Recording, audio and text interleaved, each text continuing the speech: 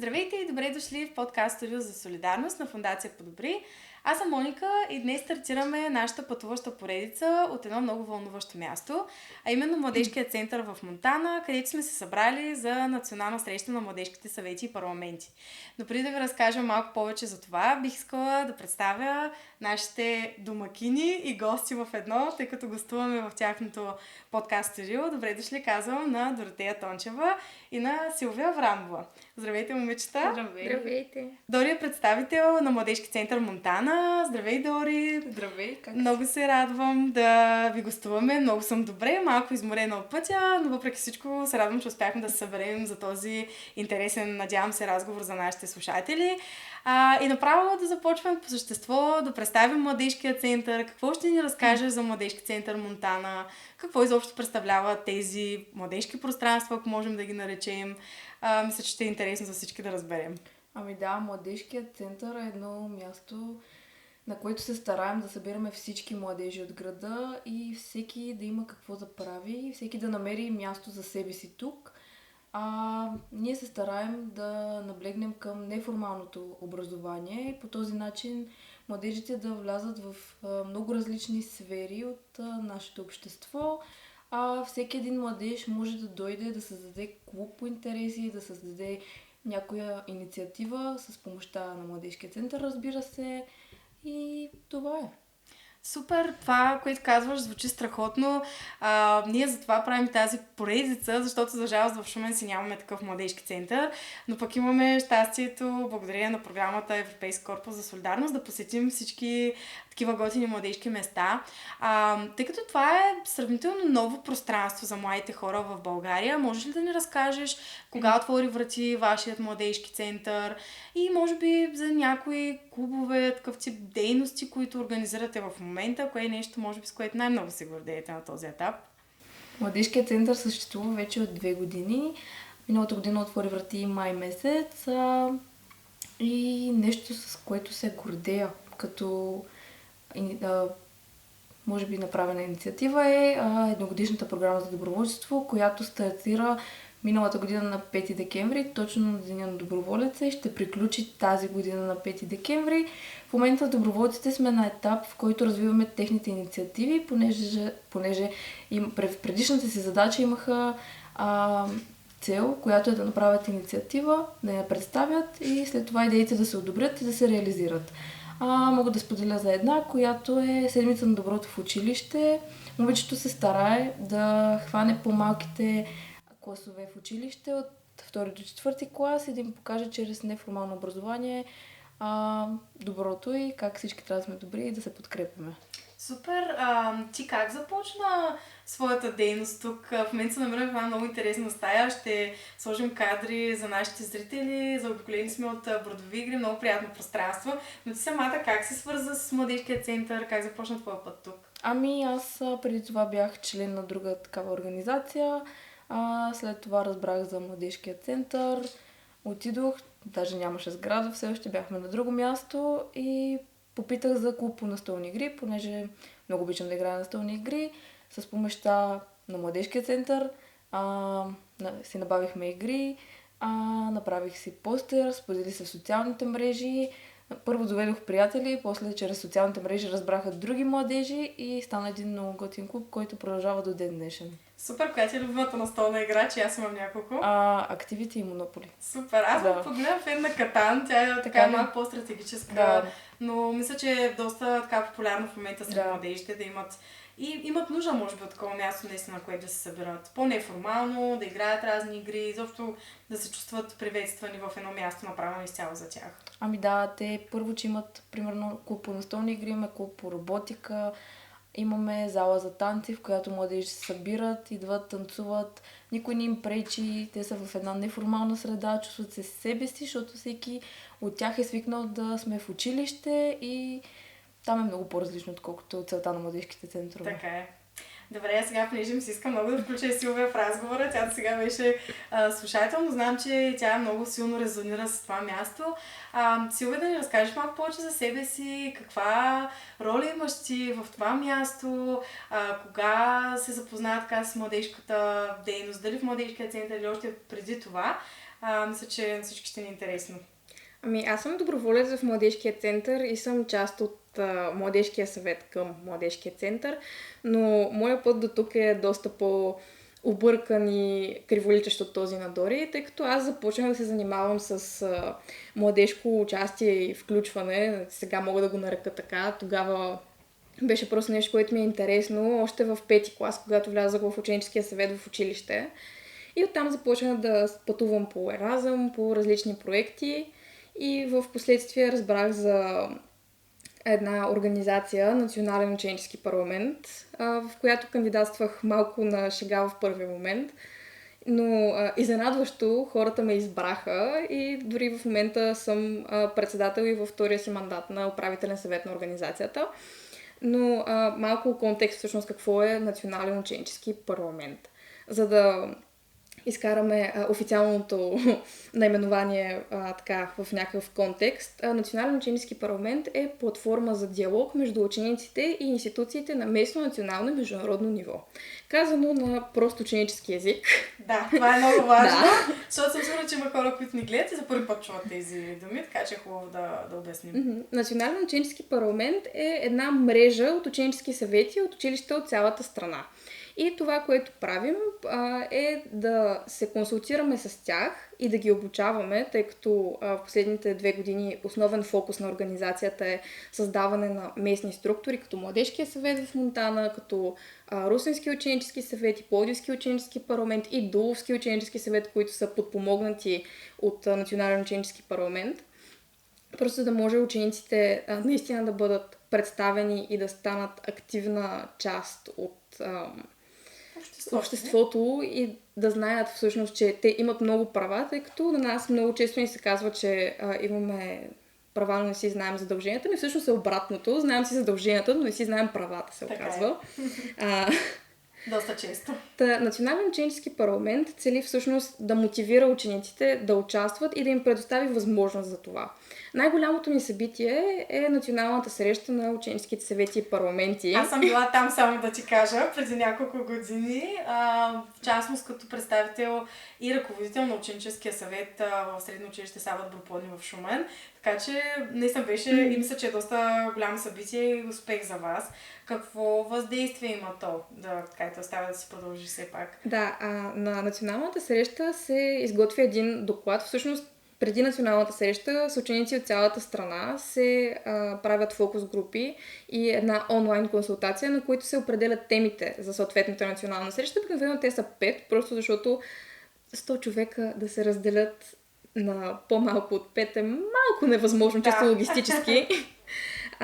И с тях се консултираме съответно по темата, каним експерти от институции, хора, които са в сектора. Например, тази година имахме тема гражданско образование и някои от нашите гости бяха всъщност от Преподаваме БГ и заедно в час.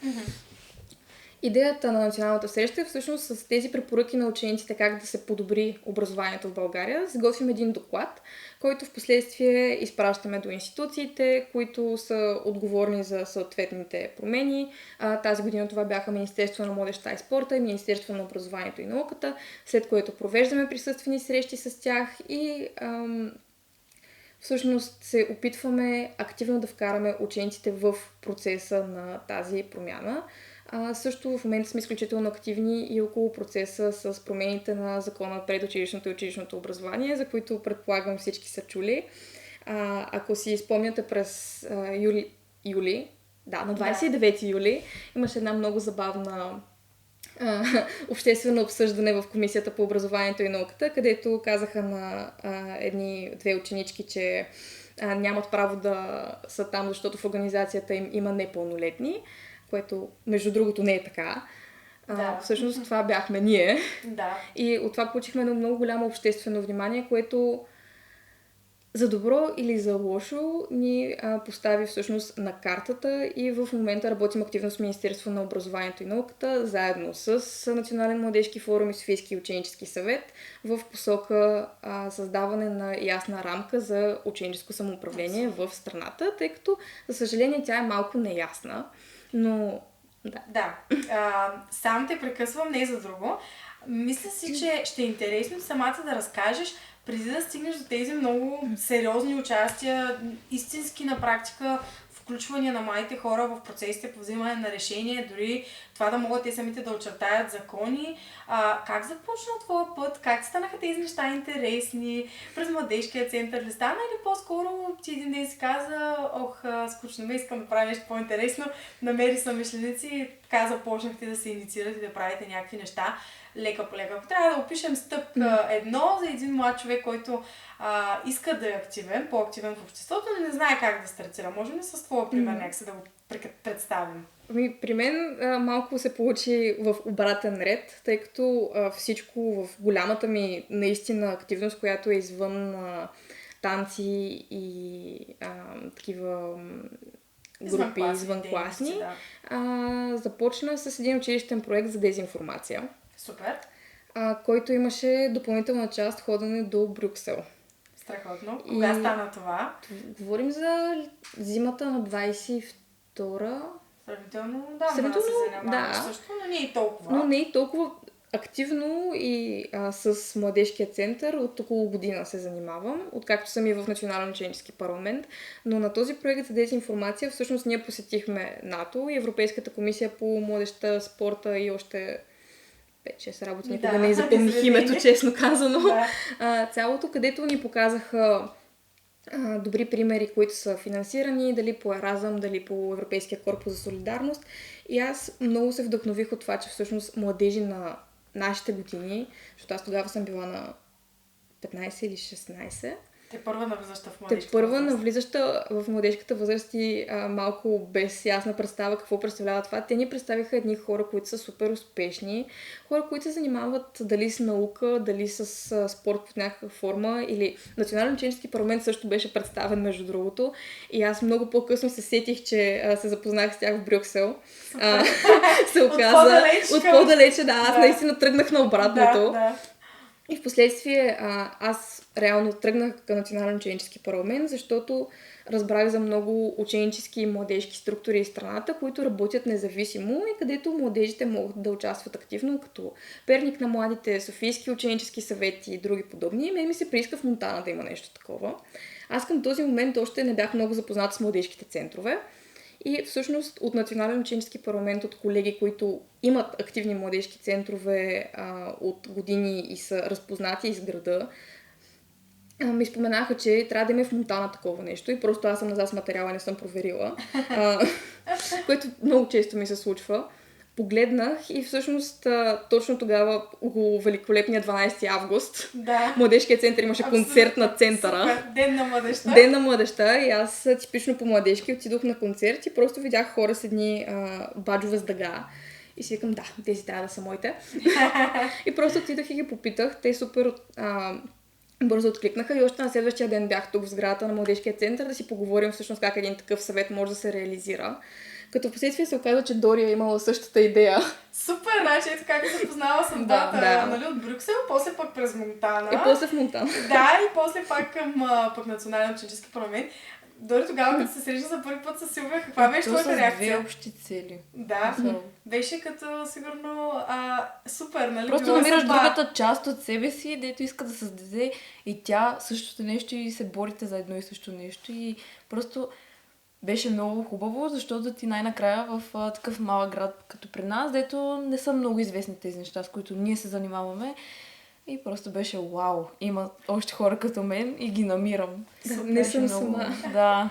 Как успяхте да привлечете другите участници, другите младежи да се включат в младежкия съвет? Как им обяснихте изобщо какво е това?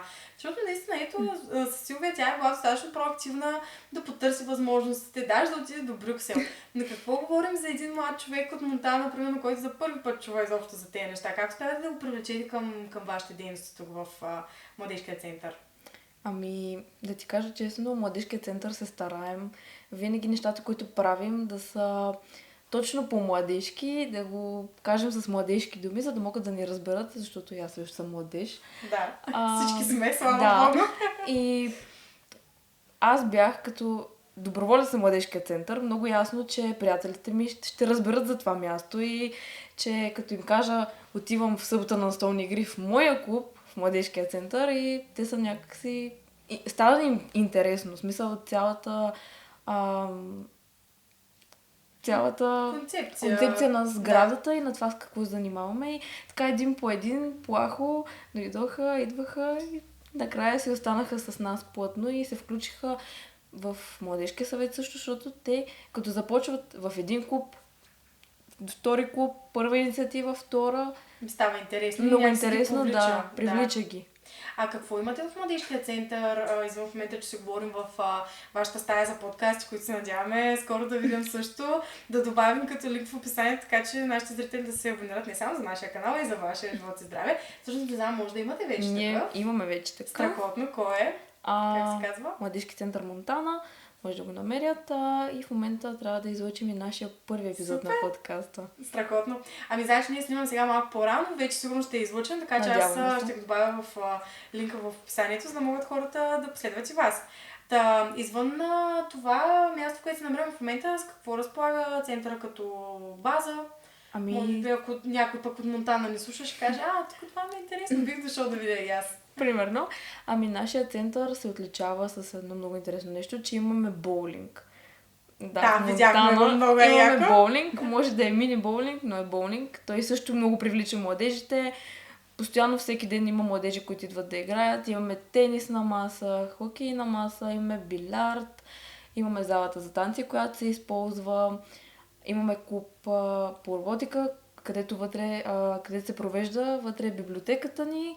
Имаме арт стая, там има артворилнички, в които идват пак младежи. Тениса на корт. Тениса на корт, да, тениса на корт. Дето цяло лято е фул и в младежи е пълно.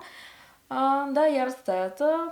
Също така разполагаме с 15 стаи, с капацитет от 35 места. За най-готиното, може би, от цялото нещо е обмените. Да, младежки. Между младежките центрове. Да. Да, точно. Това също привлича много младежите, защото отиват и се запознават с същите хора като тях. Да. Защото аз като отидох на първия си обмен, просто видях още хора като нея, примерно, и беше майко мила, да.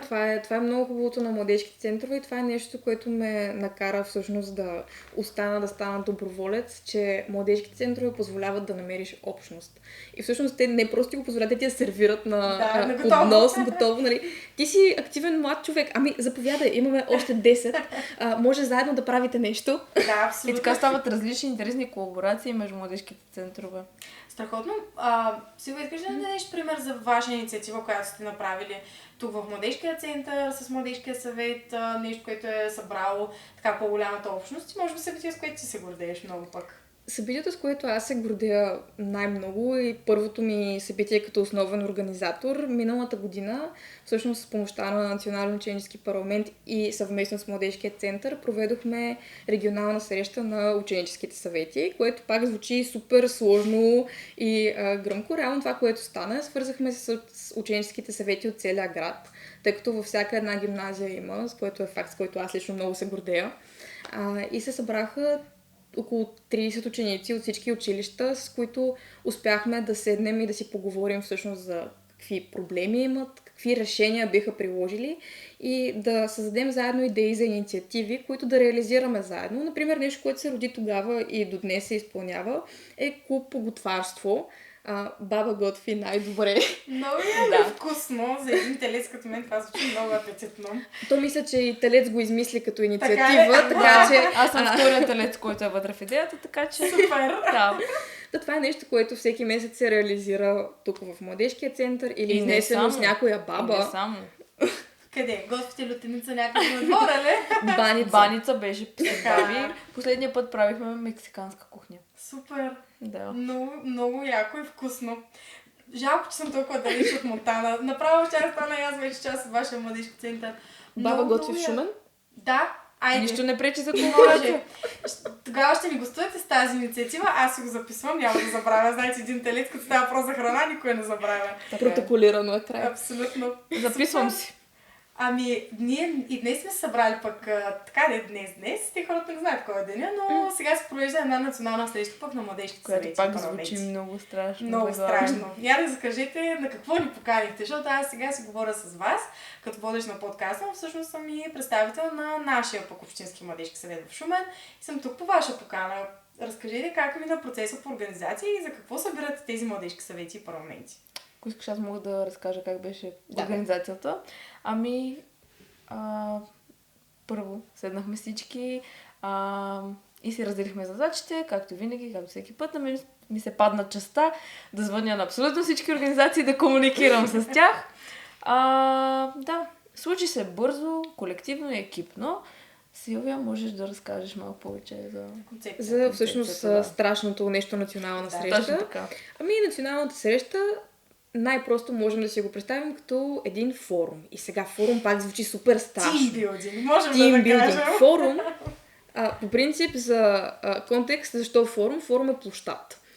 Понеже аз съм малко фен на историята, в Древен Рим всъщност форума е било място, на което хората се събирали за да си обсъждат идеи и как да развият общността си. Форума е бил точно пред тогавашния парламент, така да го кажем.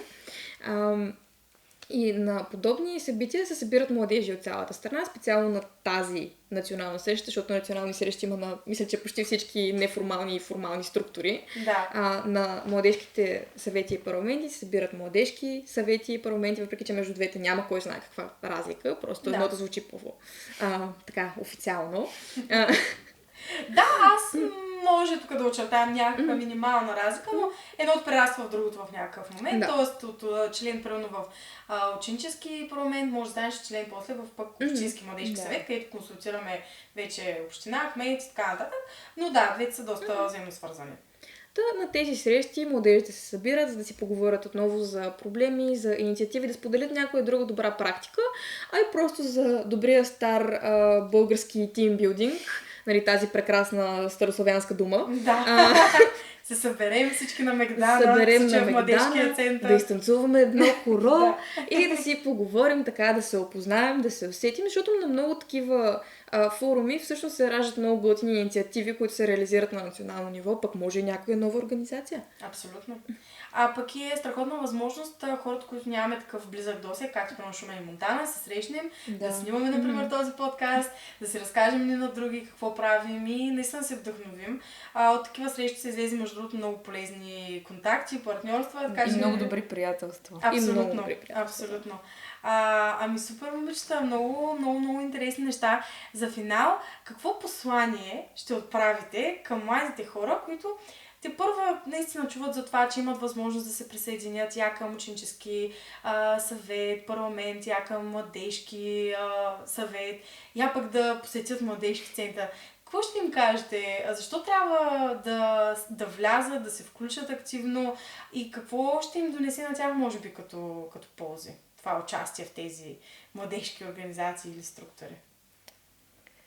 Аз бих казала на всеки един младеж, че трябва да е в час с може би неговите интереси, с това да си знае правата, да вижда възможностите, да се включва и да реализира идеите си, просто да види цялата пъстра палитра на всичко това, което правим ние и че не е загубено време, както казват така доста хора, е време, в което ти надрастваш и израстваш с себе си, просто виждаш един по-различен свят на младеж, който може да си и да прекарва свободното си време пълноценно, а не да го губиш.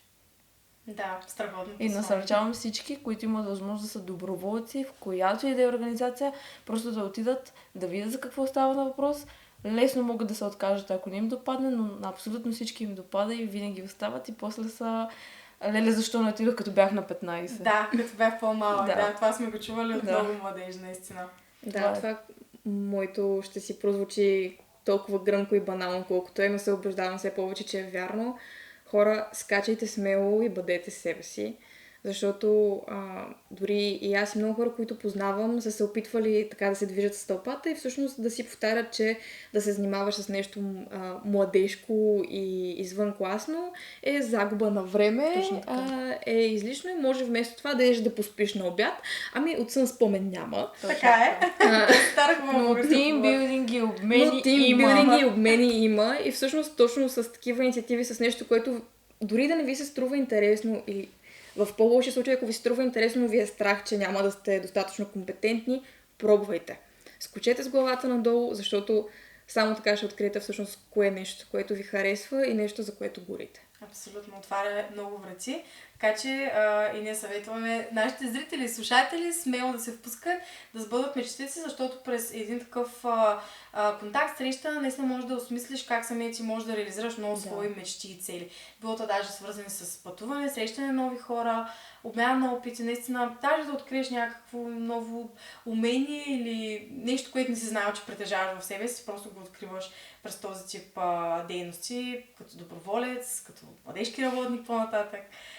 И така. Много се радвам, че си поговорихме. Каним ви на гости в Шумен. Надяваме се в някакъв момент да се пресекат, да сготвим път. Абсолютно ще ни се пресекат пътищата, най-малко за това. Благодаря ви отново, че бяхте наши домакини в вашето прекрасно студио. И аз ще се обърна за финал към нашите зрители да ви напомня да се абонирате за нашия канал и за каналът на Младежки център Монтана, да следите и тяхния подкаст и останете с нас за следващия епизод от нашата пътуваща поредица, защото предстои да ви срещнем също много вдъхновяващи хора и истории от цяла България.